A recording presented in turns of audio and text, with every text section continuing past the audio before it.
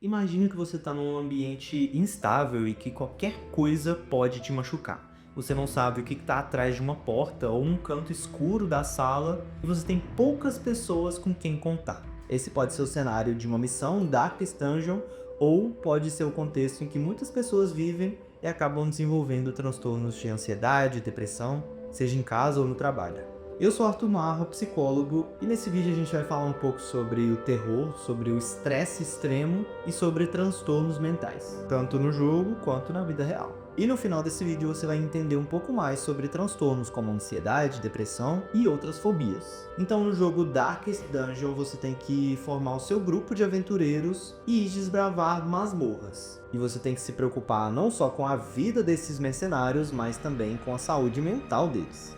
Nesse contexto, cada aventura tem um peso e ao longo do tempo, seus heróis podem se transformar num fardo para sua equipe. Isso pode ser muito parecido com pessoas que estão num contexto de violência ou estresse extremo, como pode ser comum em soldados, pessoas que vivem sob muita pressão ou que têm crises intensas. E o nosso cérebro vai entrar num modo de sobrevivência em que vai ter muita ansiedade, muito estresse e vai nos ajudar a sobreviver nesse contexto. Mas isso a longo prazo vai ter o seu preço. Com esse contexto, o jogo traz muitos conceitos do terror cósmico e com a literatura do H.P. Lovecraft. A ideia desse gênero é propor que o desconhecido pode ser muito mais terrível que qualquer criatura que a gente possa ver. E em Darkest Dungeon isso pode aparecer no medo do desconhecido, com os monstros bizarros e a sensação de impotência a todo momento. E esse gênero nasce ali diante da Primeira Guerra, então a gente consegue ver todas as atrocidades que o ser humano consegue fazer no seu pior estado.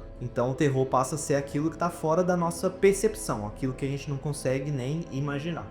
E aí, falando sobre aquele contexto inicial de um lugar que pode ser uma fonte de perigo e a gente não tem muitas pessoas com quem contar, a gente vai falar sobre os transtornos mentais. Então, aquele estresse extremo e a expectativa de que a qualquer momento alguma coisa pode dar errado podem gerar muitos sentimentos como a ansiedade, a raiva, a tristeza, falta de esperança. E aí, quanto mais essas experiências aparecem, mais ansiedade a gente pode ter, levando a um transtorno de ansiedade ou uma crise de pânico. Já o isolamento, a falta de esperança, não ter com quem contar, pode levar a uma depressão, por exemplo, que é caracterizada por uma falta de energia, falta de disposição e um sentimento de tristeza profunda. E o medo constante e as experiências traumáticas podem gerar fobias e outros traumas. E é por isso que é importante a gente buscar ajuda para ou entender novas formas de lidar com esses pensamentos e com esses sentimentos. Caso alguma dessas situações pareça familiar para você, pode ser interessante procurar ajuda psicológica. No jogo a gente vê que quando os nossos personagens estão